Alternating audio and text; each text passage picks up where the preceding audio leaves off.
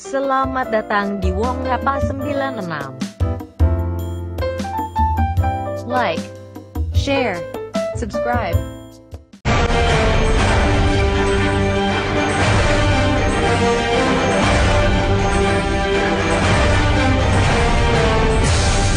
Al-Quran 14 abad yang lalu telah menjelaskan fakta ilmiah terkait peredaran bulan.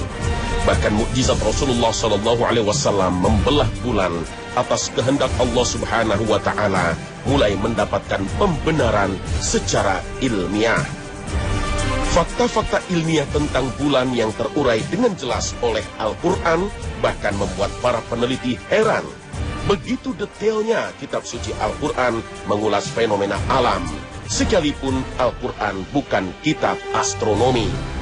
Tentu semua ini sekali lagi membuktikan bahwa Al-Quran yang turun kepada Muhammad SAW bukanlah kitab karangan manusia, tapi wahyu Allah Subhanahu wa Ta'ala kepada manusia dan untuk kepentingan manusia sendiri.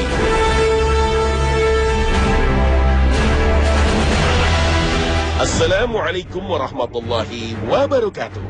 Selamat pagi pemirsa. Khazanah Ensiklopedia Islam Dunia kembali hadir menyapa Anda. Semoga tayangan hari ini menyempurnakan pemahaman Islami Anda, insya Allah. Bulan, salah satu benda langit menjadi satelit alami bumi. Secara alami bulan mengelilingi bumi pada poros atau garis orbitnya. Perjalanan bulan mengelilingi bumi dalam satu putaran penuh mencapai 27,3 hari. Tapi, karena bumi juga berputar mengelilingi matahari, penampakan fase bulan secara sempurna membutuhkan waktu 29,5 hari. Al-Quran menjelaskan dalam surat Yasin ayat ke-38 hingga 40. Dan matahari berjalan di tempat peredarannya. Demikianlah ketetapan yang maha perkasa lagi maha mengetahui. Dan telah kami tetapkan bagi bulan manzilah-manzilah. Sehingga setelah dia sampai ke manzilah yang terakhir, kembalilah dia sebagai bentuk tandan yang tua. Tidaklah mungkin bagi matahari mendapatkan bulan, dan malam pun tidak dapat mendahului siang, dan masing-masing beredar pada garis edarnya. Bulan berputar mengelilingi bumi dalam sebuah garis melengkung. Dampaknya bulan selalu memiliki waktu singgah yang sama, sehingga fase-fase bulan selalu nampak teratur dan berulang setiap 29 atau 30 hari. Al-Quran sejak 14 abad silam telah menjelaskan bahwa bulan, bumi, dan matahari adalah benda-benda langit yang berputar. Ketiga benda langit ini berputar secara teratur pada porosnya. Allah menetapkan bulan, bumi, dan matahari tidak akan saling bertabrakan. Fakta ilmiah ini telah dipaparkan Al-Quran pada surat Az-Zumar. Dia menciptakan langit dan bumi dengan tujuan yang benar. Dia menutupkan malam atas siang, dan menutupkan siang atas malam, dan menundukkan matahari dan bulan, masing-masing berjalan menurut waktu yang ditentukan. Ingatlah, dialah yang maha perkasa, lagi maha pengampun. Kalimat masing-masing berjalan menurut waktu yang ditentukan dalam ayat ini telah dibuktikan oleh ilmu pengetahuan modern bahwa bulan berputar dengan kecepatan 1 km per detik. Bumi berputar dengan kecepatan 15 km per detik. Sedangkan matahari berputar dengan kecepatan 12 km per detik. Bentuk garis edar yang melengkung dan kecepatan yang tetap menjadikan keteraturan datangnya siang dan malam. Selain itu, bulan, bumi, dan matahari yang berputar sesuai garis edarnya menjadikan ketiga benda langit ini tidak saling bertabrakan. Garis edar atau orbit bulan terhadap bumi sedikit miring dibandingkan orbit bumi terhadap matahari, sehingga penampakan bulan dan matahari di langit dari timur ke barat tampak berdekatan. Bulan bertemu dengan matahari setiap sebulan sekali. Hal ini dimulai dengan munculnya hilal di ufuk barat setelah tenggelamnya matahari. Kemudian, bulan berangsur-angsur tertinggal dari matahari. Ketika bulan purnama, terbitnya bulan terlambat 50 menit dari tenggelamnya matahari. Tapi setiap 29 atau 30 hari, terbitnya bulan bersamaan dengan tenggelamnya matahari di kala purnama. Mungkin inilah tafsir dari surat Asy-Syams ayat pertama dan kedua. Demi matahari dan cahayanya di pagi hari, dan bulan apabila mengiringinya. Wallahu a'lam. Permukaan bumi 70%-nya berupa lautan. Bulan memiliki pengaruh terhadap ketinggian permukaan lautan atau pasang laut. Gaya gravitasi bulan dan matahari berpengaruh terhadap pasang laut. Pasang laut tertinggi saat bulan purnama. Simaklah firman Allah. Dan dengan bulan apabila jadi purnama. Al-Quran surah Al-Insyiqaq ayat ke-18. Dengan bulan apabila jadi purnama. Al-Quran surah Al-Insyiqaq ayat ke-18. Dalam ayat lain Allah berfirman, matahari dan bulan beredar menurut perhitungan. Al-Quran surah Ar-Rahman ayat 5. Kedua ayat ini ditafsirkan oleh Dr. Nadia Toyarah sebagai penjelasan ilmiah atas pasang surut air laut. Jarak antara bumi dan bulan telah terukur dengan perhitungan yang tepat. Saat puncak purnama, pasang air laut tidak sampai menenggelamkan seluruh daratan. Andaikan jarak antara bumi dan bulan terlalu dekat, pasang laut saat purnama bisa menenggelamkan seluruh daratan di bumi. Jika tidak ada daratan, di manakah manusia akan tinggal? Tetapi, jika jarak antara bumi dan bulan terlalu jauh, bulan bisa tertarik oleh gaya gravitasi planet lainnya, sehingga bumi tidak lagi memiliki satelit alami. Bulan, sebagai satelit alami, menjadi pelindung bumi dari tabrakan benda-benda langit, seperti meteor dan meteorit. Fase pasang surut air laut berpengaruh terhadap aktivitas manusia, terutama transportasi dan pola penangkapan ikan. Tetapi, ketinggian permukaan air laut dapat diperkirakan sesuai fase bulan, sehingga memudahkan manajemen transportasi laut dan penangkapan ikan. Kesempurnaan jarak antara bulan dan bumi menjadikan kehidupan berjalan baik bagi seluruh makhluk. Inilah salah satu hikmah atas firman Allah. Matahari dan bulan beredar menurut perhitungan. Wallahu a'lam bishawab. Dalam surat Al-Qamar, Al-Quran menyebutkan, telah dekat datangnya saat itu dan telah terbelah bulan.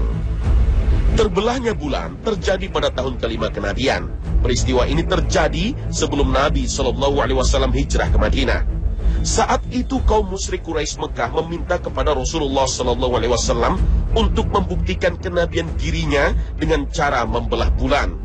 Dengan kehendak Allah Subhanahu wa Ta'ala, bulan pun terbelah. Sahabat Anas bin Malik radhiyallahu anhu meriwayatkan bahwa penduduk Mekah pernah meminta Rasulullah SAW memperlihatkan kepada mereka tanda kekuasaan Allah.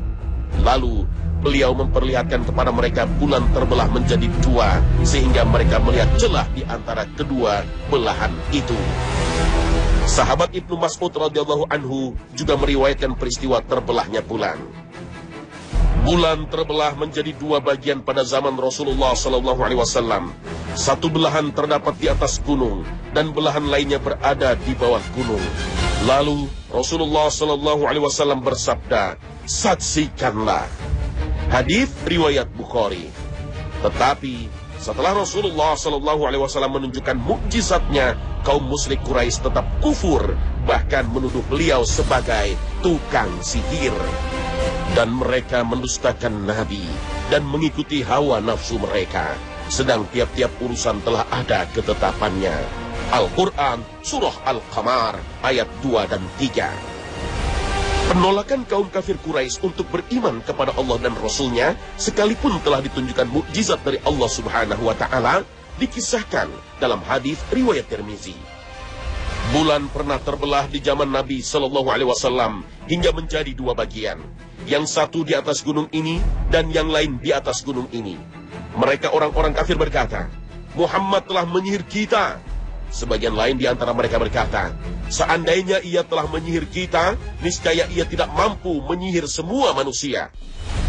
Fakta terbelahnya bulan sebagai mukjizat Nabi SAW ini pernah diteliti oleh peneliti Inggris, David Musa Pitcock. Hasilnya sungguh mencengangkan.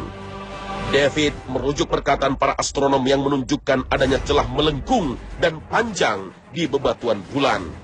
Para astronom berpendapat bahwa bulan di masa lalu telah terbelah dan kemudian menyatu kembali. Celah di bebatuan bulan itu memanjang sejauh 250 km. Celah itu berawal dari kutub selatan di sisi bulan yang tidak terlihat dari bumi. Fakta ilmiah inilah yang menjadi jalan pembuktian David Musa atas keterangan Al-Quran, surat Al-Qamar ayat 1.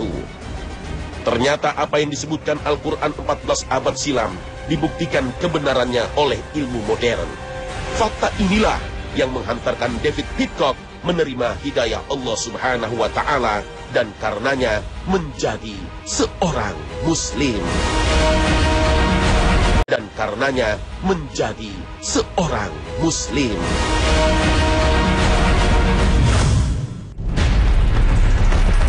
Fakta ilmiah modern menjelaskan, pada awalnya bulan merupakan sebuah planet yang menyala. Aliran lahar panas menjadi sumber nyala bulan di masa lalu. Fakta ini tersirat dalam Al-Quran surat Al-Isra ayat 12. Dan kami jadikan malam dan siang sebagai dua tanda. Lalu kami hapuskan tanda malam. Dan kami jadikan tanda siang itu terang, agar kamu mencari karunia dari Tuhanmu. Dan supaya kamu mengetahui bilangan tahun-tahun dan perhitungan. Dan segala sesuatu telah kami terangkan dengan jelas. Ayat ini dijelaskan oleh sahabat Nabi Abdullah bin Abbas. Bulan dahulunya bersinar sebagaimana matahari. Itulah tanda malam. Lalu tanda malam itu dihapuskan. Warna hitam yang kini tampak pada bulan adalah sisa-sisa dari penghapusan itu. Para ahli menyebutkan sekitar 4,6 juta tahun lalu suhu bulan sangat panas karena hantaman meteor dan meteorit. Akibat suhu panas ini terbentuklah lubang-lubang besar yang disebut Maria. Suhu panas juga membentuk gunung serta kawahnya yang disebut craters. Para astronom telah menemukan data bahwa di bulan terdapat kawah-kawah gunung berapi. Kawah-kawah tersebut merupakan lahar dalam jumlah yang sangat besar. Ketika lahar-lahar tersebut mengisi lubang-lubang besar, suhu bulan akhirnya menjadi dingin, sehingga gunung tidak aktif mengeluarkan lahar. Semenjak itu, nyala bulan akibat panasnya lahar tidak lagi terlihat. Inilah dasar ilmiah mengenai peralihan sinar bulan sesuai Al-Quran dan pernyataan sahabat Nabi Sallallahu Alaihi Wasallam. Kini nyala bulan itu telah padam dan kini bulan hanya mampu memantulkan sinar matahari. Fakta inilah yang disebutkan Al-Quran dalam surat Yunus ayat 5. Dialah yang menjadikan matahari bersinar dan bulan bercahaya dan ditetapkannya manzilah-manzilah, tempat-tempat bagi perjalanan bulan itu, supaya kamu mengetahui bilangan tahun dan perhitungan waktu. Allah tidak menciptakan yang demikian itu melainkan dengan hak. Dia menjelaskan tanda-tanda kebesarannya kepada orang-orang yang mengetahui. Al-Quran menggambarkan matahari sebagai siraj yang berarti obor. Ini berarti benda yang menghasilkan panas dan cahaya sendiri. Sedangkan bulan digambarkan menggunakan kata an-nur yang berarti cahaya yang berasal dari sumber lain. Tentu saja ini sesuai dengan keadaan masa kini. Bulan hanya memantulkan sinar matahari. Ini pengetahuan umum yang diketahui orang-orang di zaman modern. Tapi orang-orang di zaman Nabi Muhammad tidak mengetahuinya. Penjelasan Al-Quran atas sifat cahaya bulan membuat takjub para ilmuwan modern. Gerhana bulan terjadi saat sebagian atau keseluruhan penampakan bulan tertutup oleh bayangan bumi. Ketika bumi berada di antara matahari dan bulan dalam satu garis lurus. Pada gerhana bulan, seringkali bulan masih tampak terlihat. Sinar matahari bisa berbelok ke arah bulan oleh atmosfer bumi. Dan kebanyakan sinar yang dibelokkan ini memiliki spektrum cahaya merah. Hasilnya timbul warna merah tembaga, jingga, ataupun coklat. Gerhana bulan ini dapat diamati dengan mata telanjang dan tidak menimbulkan bahaya. Sebagai fenomena alam, gerhana bulan telah dikenal oleh manusia sejak dahulu kala. Karena keterbatasan pengetahuan, manusia banyak menghubungkan peristiwa gerhana dengan datangnya mara bahaya. Di negara kita sendiri muncul banyak mitos terkait peristiwa gerhana bulan. Beberapa daerah meyakini gerhana terjadi karena perkawinan bulan dan matahari. Maka saat gerhana terjadi, penduduk membunyikan sesuatu dengan cara memukulkan benda apa saja yang ditemui. Kegiatan ini dilakukan agar bulan dan matahari yang akan kawin itu segera mengurungkan niatnya. Apabila bumi dan bulan kawin, maka bumi akan menjadi gelap gulita. Mitos lain yang berkembang di masyarakat terkait gerhana bulan, wanita yang sedang hamil dilarang melihat gerhana atau keluar rumah, bahkan harus bersembunyi di bawah tempat tidur. Apabila hal itu tidak dilakukan, maka akan menyebabkan anak di kandungan lahir dengan kulit belang. Mitos-mitos gerhana bulan tak hanya terjadi di negeri kita saja. Dulu, pada masa Rasul Shallallahu Alaihi Wasallam, banyak mitos beredar soal terjadinya gerhana bulan. Saat putra Nabi Shallallahu Alaihi Wasallam yang bernama Ibrahim meninggal, terjadi gerhana matahari. Saat putra Nabi Shallallahu Alaihi Wasallam yang bernama Ibrahim meninggal, terjadi gerhana matahari. Masyarakat Mekah pun meyakini munculnya gerhana ini karena kematian Ibrahim, putra Nabi Muhammad Shallallahu Alaihi Wasallam. Lantas Rasulullah Shallallahu Alaihi Wasallam bersabda, sesungguhnya gerhana matahari dan bulan tidak terjadi karena kematian atau lahirnya seseorang. Jika kalian melihat gerhana tersebut, maka sholat dan berdoalah. Hadis riwayat Bukhari. Rasulullah Shallallahu Alaihi Wasallam telah menjelaskan bahwa gerhana mutlak terjadi atas kuasa Allah, tidak terkait dengan kematian seorang manusia. Namun sebuah hadis menjelaskan bahwa gerhana berhubungan dengan terjadinya kiamat. Abu Musa al-Ash'ari radhiyallahu anhu menuturkan, pernah terjadi gerhana matahari pada zaman Rasulullah Shallallahu Alaihi Wasallam. Nabi lantas berdiri takut karena khawatir akan terjadi kiamat. Beliau pun mendatangi masjid, kemudian mengerjakan sholat dengan berdiri, ruku, dan sujud yang lama. Aku belum pernah melihat beliau melakukan sholat sedemikian rupa. Nabi Shallallahu Alaihi Wasallam lantas bersabda, sesungguhnya ini adalah tanda-tanda kekuasaan Allah yang ditunjukkannya. Gerhana tersebut tidaklah terjadi karena kematian atau hidupnya seseorang. Akan tetapi Allah menjadikan demikian untuk menakuti hamba-hambanya. Jika kalian melihat sebagian dari gerhana tersebut, maka bersegeralah untuk berzikir, berdoa, dan memohon ampun kepada Allah. Hadis riwayat Muslim. An-Nawawi rahimahullah menjelaskan mengenai maksud kenapa Nabi Shallallahu Alaihi Wasallam takut, khawatir terjadi hari kiamat.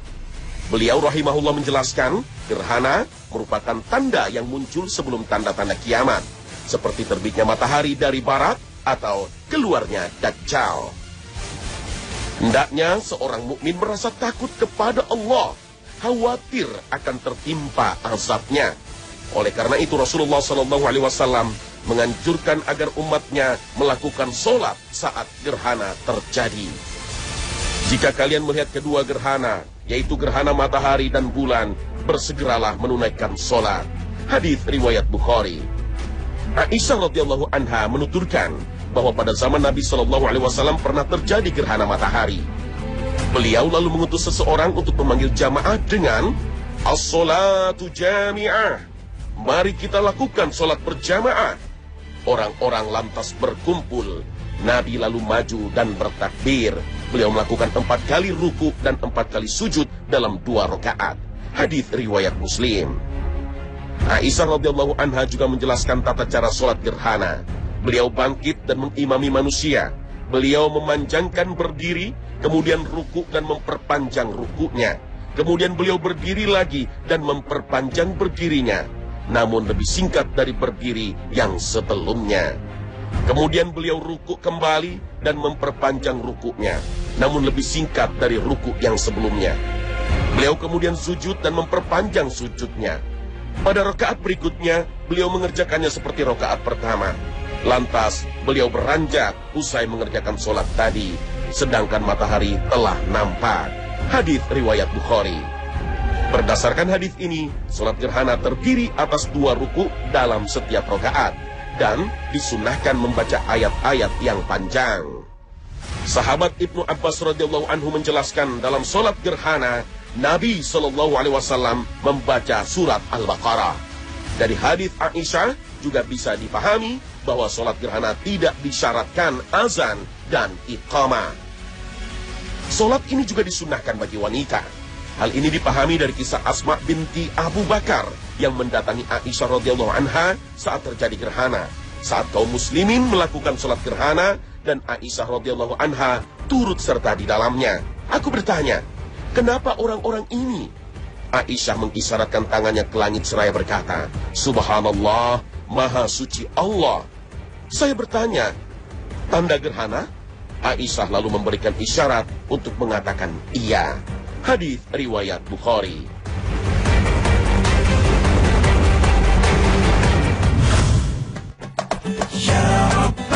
Pemirsa Khazanah, Al-Quran adalah wahyu Allah sekaligus mukjizat Rasulullah Sallallahu Alaihi Wasallam. Mudah-mudahan kita mampu mengambil hikmah dan pelajaran dari Al-Quran. Nah pemirsa, semoga tayangan hari ini bermanfaat untuk Anda. Akhir kata, wassalamualaikum warahmatullahi wabarakatuh.